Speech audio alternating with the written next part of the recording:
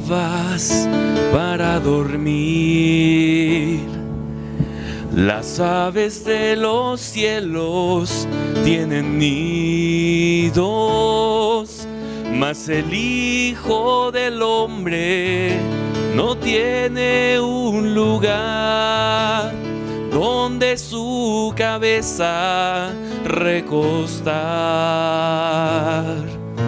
Sígueme, sígueme, sígueme, dice el Señor.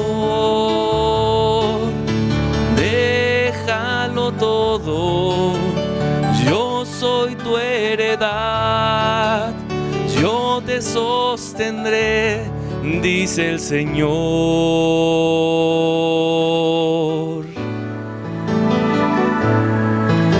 Son muchos los discípulos que le siguen, pero pocos le conocen en sus vidas.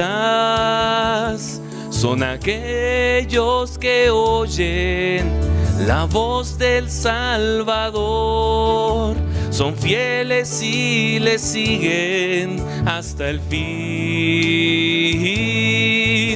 Sígueme, sígueme, sígueme, dice el Señor.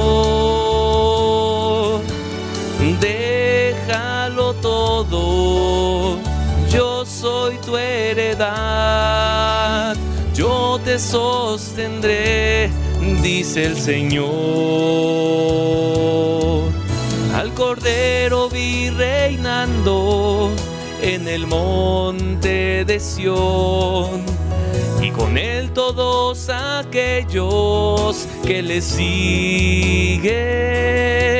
Son aquellos que han dejado todo, aquellos que han vencido, son fieles y le siguen hasta el fin.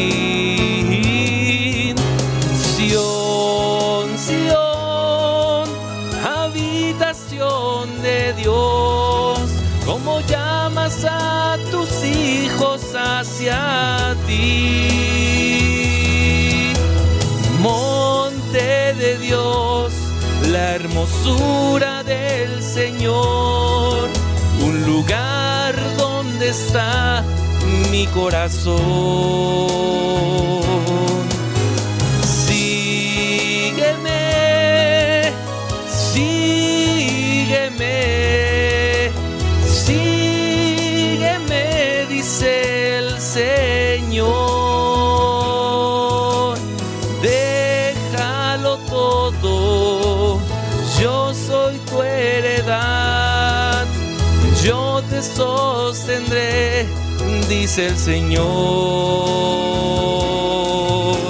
Sígueme, sígueme, sígueme, dice el Señor. Déjalo todo, yo soy tu heredad, yo te sostendré, dice el Señor. Sígueme, sígueme, sígueme, dice el Señor. Déjalo todo, yo soy tu heredad, yo te sostendré, dice el Señor.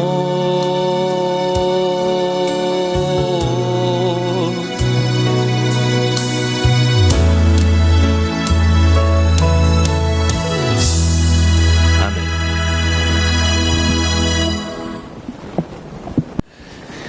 Bien, me acaban de informar que no hay problema por la hora, ¿verdad? Así que no es cierto, hermanos.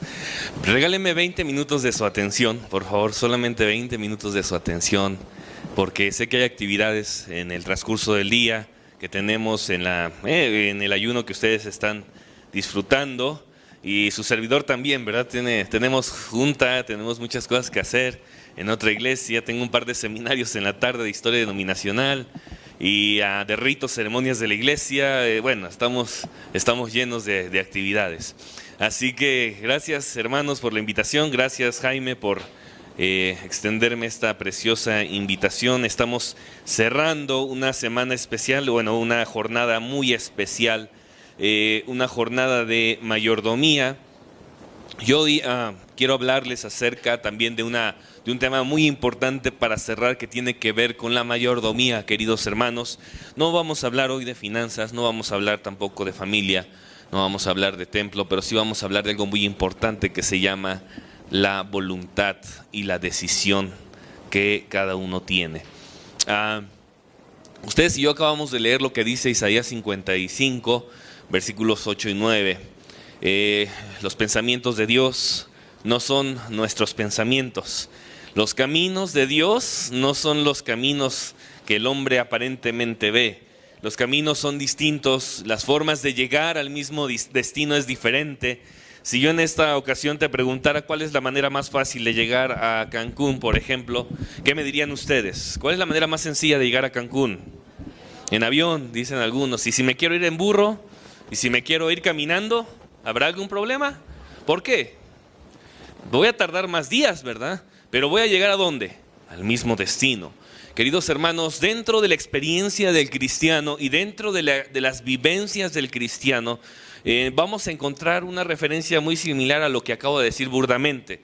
Muchos llegamos en avión, otros no llegamos tan rápido, llegamos en autobús, otros llegamos un poquito más lento en caballo, en burro, y otros a pie.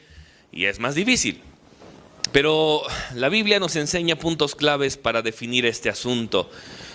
Alguna vez seguramente se han preguntado: ¿por qué, Señor, todos caminamos hacia el mismo destino que es la patria celestial? Todos nosotros caminamos, hermanos, hacia el mismo lugar, hacia la misma dirección que es la Canaán celestial. Pero queridos, dentro de la experiencia del cristiano, lamentablemente suceden cosas no siempre propiciadas por uno mismo, que van haciendo que ese camino se vuelva más difícil de transitar, más complicado. Viene una enfermedad, viene la pérdida de un ser querido, viene a lo mejor la pérdida del trabajo, viene una situación difícil en el hogar.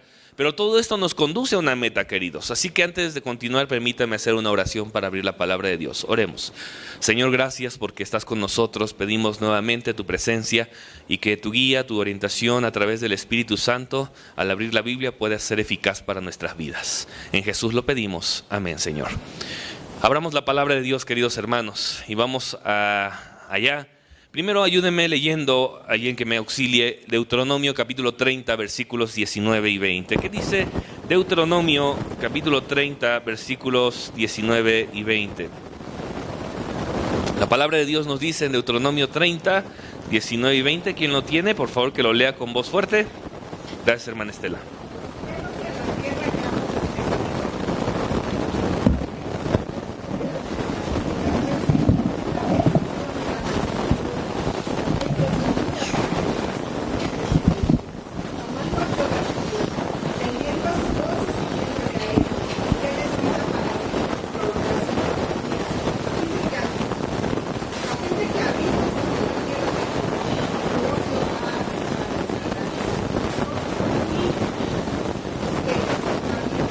Gracias.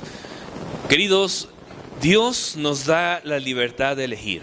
Dios nos pone delante la vida, nos coloca delante la oportunidad de ser felices. Dios nos coloca delante también principios claves para que nuestra vida sea un poquito mejor. La Biblia nos dice que Dios nos da la libertad de elección. Pero hay dos cosas que hoy quiero analizar y en los 15 minutos que me quedan quiero explicar un poco.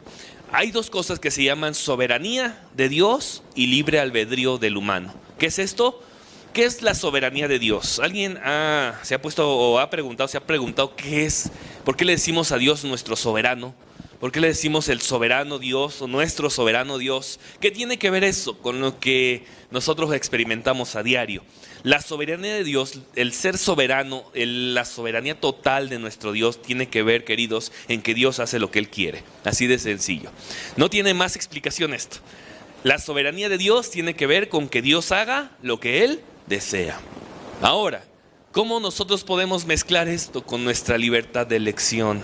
Si finalmente Dios hace lo que Él desea, si nuestro Dios ejecuta a la voz de ya una acción y se hace o se crea algo, ¿cómo entonces esto puede combinarse con la libertad que Él nos da de elegir?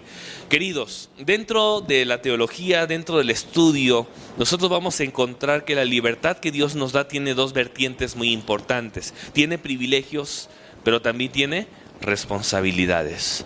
La libertad que Dios nos da promueve la felicidad, queridos. Si tú, por ejemplo, vas a una paletería, a la Michoacana, donde tú quieras, vas y te compras un helado, y la persona que está ahí en la tienda o en la paletería te dice, ¿de qué quieres su helado? ¿Y tú qué le dices? ¿Cuál es tu sabor favorito? A ver, ¿quién me ayuda? Daniel, ¿cuál es tu sabor favorito? Coco. Entonces le dice a la persona que está adelante, pues me das por favor una nieve de coco. Pero la persona que está adelante dice, mira, ¿qué te parece que te dé mejor una de mamey? ¿Qué va a decir Daniel? No, por favor, dame una de coco. ¿Por qué? ¿Por qué no hace lo que le pide o lo que le solicita la persona que se lo está vendiendo? Porque él tiene la capacidad de ¿qué? De elegir. Y nadie más va a elegir por él. Ese es un privilegio. Y entonces cuando Daniel recibe su nieve de coco, ¿qué hace? ¿Va a ser feliz o no? ¿Por qué? Porque supo elegir lo que le gustaba y lo que lo hacía feliz. En cambio, si el hombre que está atendiéndolo le da la de mamey o la nieve de mamey, ¿qué va a decir Daniel? No, esta no me gusta. Y se la va a devolver o hasta a lo mejor se la va a arrojar en la cara, ¿verdad? Entonces, la libertad de elegir, queridos, nos da felicidad. Nos hace sentirnos satisfechos. Además, nos hace disfrutar de otras circunstancias como el amor, nos hace disfrutar de la esposa, del esposo, nos hace disfrutar porque ¿qué te parecería que te casaran con alguien que no quieres? ¿Qué te parecería que te eligieran una pareja y que te la pusieran ahí a la fuerza, a la esposa o al esposo? ¿Eso sería felicidad? ¿Eso sería amor? Queridos, no. La libertad de elección implica todo esto, pero también implica responsabilidades. El uso de la libertad es un uso sabio. Y si no respetas la libertad de los demás, eso también tiene que ver con una responsabilidad grande. Si en el lugar donde te estacionas abajo dice no estacionarse y hay un dibujito de una persona con silla de ruedas, ¿qué significa eso? Que ese lugar está reservado para quién.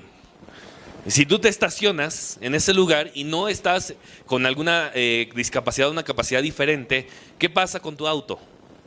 Seguramente alguien va a rayarlo o se lo van a llevar al corralón o le van a ponchar las llantas, cuando menos, ¿verdad? Pero por lo menos se lo llevan al corralón. Eso quiere decir, queridos, que dentro de las libertades también hay responsabilidades y restricciones. Y eso es lo que nos enseña Dios, queridos.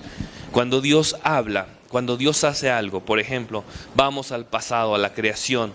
Dios dijo que vamos a crear el universo, vamos a crear la luz, vamos a crear el agua, los animales. Simplemente tuvo que usar, ¿qué, mis queridos?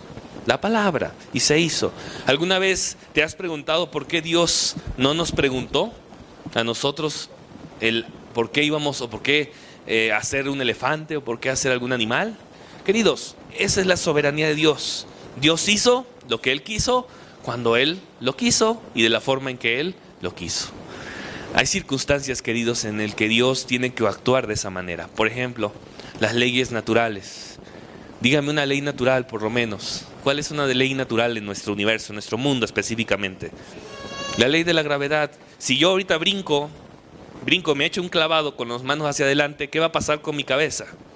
Bueno, seguramente voy a tener un chipote aquí porque voy a pegar en el piso. La ley de la gravedad. Si el niño va corriendo y de repente se tropieza, ¿qué va a pasar con el niño? Correcto, se va a caer. No va a ir volando al cielo, ¿verdad? ¿Qué va a pasar? se va a ir hacia el piso y va a chocar contra el piso. Leyes naturales en las cuales, queridos hermanos, nosotros no tuvimos nada que ver con esas leyes. Nosotros no participamos ni siquiera en la creación. Nosotros no tuvimos oportunidad de decirle al Señor, mira, ¿qué te parece si el elefante lo haces más chiquito? O si a la jirafa le haces un cuello más corto, o si esto, o si lo otro, etcétera, etcétera, etcétera. Queridos, en ese momento Dios usa su soberanía sin necesidad de que el hombre elija. ¿En qué momento sí nos da la oportunidad? Vamos a la palabra de Dios entonces. Vamos allá. Dice la palabra de Dios. Por favor, ¿me ayudan? Vamos a la Biblia. Vamos a leer Génesis capítulo 2, versículos 16 y 17. Génesis 2, versículos 16 y 17. Hay dos momentos, queridos, muy importantes, en donde Dios te dice, no lo hagas, pero finalmente te da la oportunidad de hacerlo o no hacerlo. Dios te prohíbe, pero no te dice o no te obliga a que no lo hagas. Mira lo que dice Génesis 2, 16 y 17. ¿Qué dice ahí, por favor? ¿Alguien que me ayude leyendo Génesis 2, 16 y 17? Por favor. Gracias.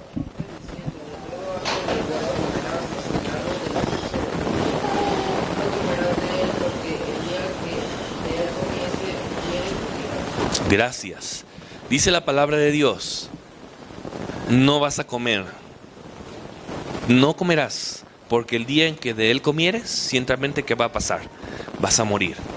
Ahora, el Señor, nuestro Dios, agarró la mano de Eva y cuando fue a tomar este fruto, se lo arrebató. ¿Acaso Dios hizo algo así?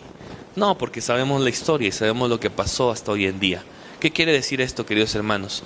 Queridos muchachos, Dios prohíbe algunas cosas, pero no te obliga a no hacerlo.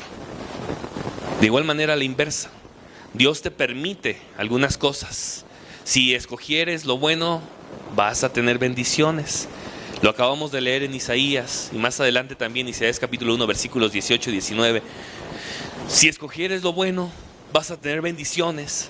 Si tuvieras la oportunidad de elegir lo que yo te aconsejo, mira, estudia la Biblia, reflexiona en mis palabras, de mañana levántate, ora al Señor, medita en mi palabra y entonces tendrás mi compañía. Te da consejos buenos y si lo haces, te irá bien, pero no te obliga a hacerlo. Dos cosas muy importantes en cuanto a la libertad que Dios nos da. Dios nos prohíbe. Y dentro de esas prohibiciones, ¿dónde encontramos la mayor cantidad de prohibiciones, queridos? ¿Recuerdas dónde dice Dios no, no, no, no? En los mandamientos. Dios te dice, no cometerás adulterio, no robarás, no darás falso testimonio acerca de tu prójimo, no codiciarás, etc. Pero también te dice, amarás ¿a quién?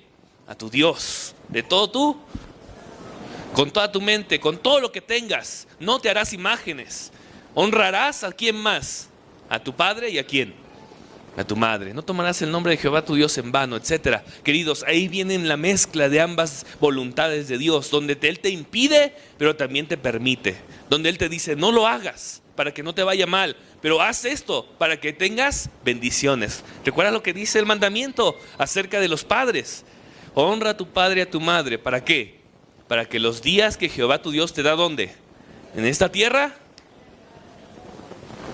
sean bendecidos, sean largos, se alarguen. Mira qué interesante, cuando tú reflexionas de esta manera en cuanto a las cosas de Dios, porque estoy seguro que alguien, a más de uno de los presentes, nos ha preguntado a alguien, si Dios es Dios, ¿por qué permite las guerras? Si Dios es Dios, ¿por qué permite que sufras? ¿Por qué hoy tú estás con una enfermedad? ¿Por qué tienes algo incurable? Esta es la respuesta, queridos. Vamos desmenuzando esto. Una, Dios es soberano. Y en primer lugar, Él puede hacer lo que Él desea. Dos, cuando Él nos permite hacer algo, Él siempre nos da estas dos opciones y nos dice, puedes no hacerlo para que no te vaya mal, o puedes hacer esto para que ¿qué? Para que te vaya bien. Y hay una tercera opción, queridos, y me van a decir,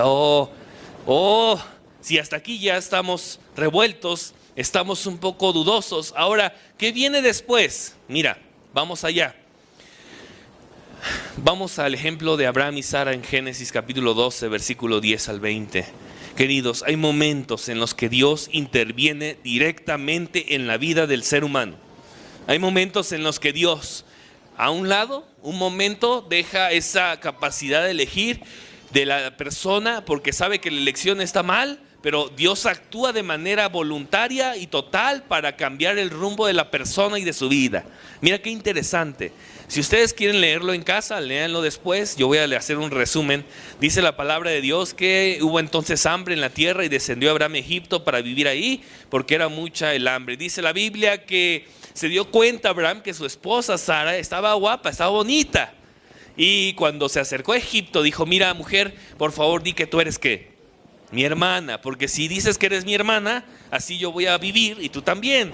Y así, si se enteran que eres mi esposa, pues me van a matar porque van a querer quedarse contigo como mujer, como dama, como esposa. Así que por favor dilo. Y cuando se acercan personas y ven a esta mujer y llegan con el consejo a Faraón, ¿qué pasa con esta mujer, con Sara, con la esposa de Abraham? Dice la Biblia que el faraón la lleva a su hogar, a su casa, pero Dios manifiesta una visión directamente. ¿Y qué hace con el faraón? La historia es muy interesante. Miren ustedes, dice el versículo 17: pero Jehová hirió al faraón y a su casa con grandes plagas por causa de Sarai, mujer de Abraham. Entonces el faraón llamó a Abraham y le dijo: ¿qué es esto que has hecho conmigo? ¿Por qué no me declaraste que era ¿qué? Tu mujer, tu esposa. ¿En qué momento Abraham le dijo algo a él? ¿O quién le dijo algo a Faraón? Nadie. ¿Quién fue el que se lo reveló? Dios. ¿Por qué Dios interviene ahí? ¿Por qué Dios hace algo en este sentido? Y déjame darte la respuesta. Y aquí viene la clave de por qué Dios a veces no te salva a tu hijo, de por qué Dios no te quita esa enfermedad, de por qué Dios permite que alguien muera, por qué Dios permite que sucedan las cosas alrededor del mundo. Y aquí está la clave. El plan salvífico aún no se había realizado en la vida de Abraham y de Sara. El plan que Dios tenía para la vida de ambos todavía estaba inconcluso. ¿Por qué, queridos? Si tú y yo analizamos la genealogía de Jesucristo, ¿quiénes están incluidos ahí? ¿Quiénes están ahí? ¿Están estos dos personajes, sí o no? ¿Qué hubiese pasado si Sara se queda con Faraón? Seguramente Dios hubiese hecho un plan alternativo, pero no era ese el principio correcto. Dios intervino de manera directa para resolver este asunto porque estaba en juego el plan de salvación tanto de Abraham como su mujer, como de toda la raza humana. Y me vas a decir, fuerte, pero cierto. Cuando Dios interviene en tu vida, querido, cuando Dios permite que suceda algo, en este caso Abraham se tuvo que dar cuenta que fue un error. ¿Qué hubiese pasado si Abraham confiaba y decía: es mi mujer? ¿Crees que no Dios hubiese intervenido? Hubiese detenido la mano de Faraón, hubiese dicho: no le hagan nada, de todas maneras no le hagan nada, es un hijo de Dios. Le hubiera dado una visión, un sueño, de igual forma, de dicho: no toques a Abraham ni a su mujer. Pero Abraham no quiso elegir lo correcto, mintió e hizo la manera equivocada. La forma de acercarse con Faraón fue equivocada y el plan que él había trazado fue un plan erróneo. Pero aún así, Dios intervino y Dios lo encaminó. Jonás, Job y todos los demás tienen este mismo trasfondo, este mismo contexto. El plan de Dios se desarrolla a fin de que esa persona, en primer lugar, entienda que necesita la salvación y a su vez todos los que le siguen tienen un plan también salvífico por medio del testimonio de esa persona que se ve beneficiada a través de ese acto de Dios. Por eso, querido hermano, cuando Dios intervenga en tu vida, cuando Dios corrija un error en tu vida, cuando Dios provoque que algo suceda a veces como esto y permita que esto pase, entonces corrija a Dios el rumbo. A veces, queridos, nos va a costar más que solamente esto que le pasó a Abraham. A veces nos va a costar la pérdida de la salud. A veces nos va a costar algo más, pero Dios va a corregir y va a actuar. Y si Dios actúa y aún así no te quita la enfermedad, y aún así permite que alguien descanse dentro de la familia, y aún así pierdas tu trabajo, aún así veas sufriendo a tu hijo a través de las drogas, Dios está mostrándote un camino donde tiene que haber un momento de salvación y redención para ti que estás sufriendo. Por eso, querido, cuando alguien te pregunte o cuando tú mismo te cuestiones y digas, ¿por qué, Señor? Si yo estoy cumpliendo aún tu mandato. Imagínate a Job, ¿qué culpa tenía él? Él no había hecho nada malo, pero aún así experimentó lo que le pasó a fin de que él pudiese alcanzar salvación y fuese también salvación su ejemplo para todos nosotros que leemos hoy su historia. Por eso, querido, cuando suceda algo triste en tu vida, reflexiona en este sentido. Dios es soberano. Dios cumple su voluntad en nuestras vidas. Dios cumple sus deseos en nuestras vidas. Y a veces, queridos, tenemos que elegir de manera equivocada para aprender que la voluntad de Dios es mejor. A veces no, queridos. A veces seguimos la voluntad de Dios, obedecemos los principios de Dios. Pero esto pasa, queridos, para tener una lección para nosotros o para nuestros seres queridos que nos ven, cómo enfrentamos una situación difícil. Por esto, querido hermano y querida hermana, hoy tú y yo aprendemos este contexto, las preguntas claves de la vida. ¿Por qué me suceden estas cosas a mí? ¿Por qué viene este problema a mi casa? ¿Por qué el Señor permite que sucedan estas situaciones? Mira a Juan el Bautista, querido. Juan el Bautista, ¿qué había hecho mal? ¿En qué se había equivocado Juan el Bautista, queridos? Él había proclamado a Jesús, él había proclamado el evangelio, él había dicho, viene uno que va a bautizar con fuego, yo bautizo con agua, pero él va a bautizarlos en el Espíritu, va a darles la oportunidad de alcanzar la salvación. Y cuando llega Jesús y se presenta delante de Juan, su primo, y Juan le bautiza, hermanos, fue el punto más sublime y culminante del ministerio de Juan el Bautista. ¿Qué le quedaba, queridos? Aparentemente podríamos haber dicho, bueno, mucho. Todavía podía predicar, todavía podía hacer mucho más, pero Dios sabía que el momento y el ministerio de Juan el Bautista ya había llegado a su punto culminante.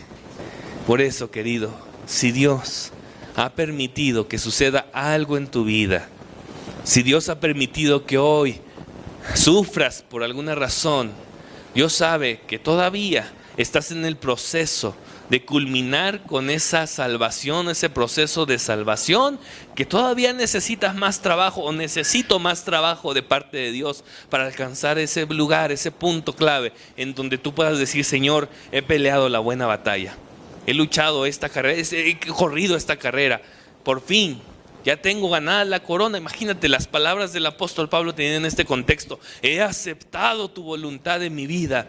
Y aun cuando ya voy a morir, aun cuando ya he de ser sacrificado, puedo decir, hasta aquí he hecho las cosas de acuerdo a lo que Dios me ha pedido. Querido hermano, miles de mártires a través de la historia cristiana, miles de personas se han hecho esta pregunta. Y la respuesta se encuentra en la voluntad de Dios. Primera de Timoteo, vamos allá por favor. Primera de Timoteo, capítulo 2. Y con esto termino. Primera de Timoteo, capítulo 2, versículo 4. Dice de la siguiente manera. Primera de Timoteo, capítulo 2, versículo 4. Vamos a leer desde el 3. Primera de Timoteo 2, versículos 3 y 4. Esto es bueno y agradable a nuestro Salvador. Mira lo que dice mi versión, que desea que todos los hombres sean salvos y vengan ¿a dónde?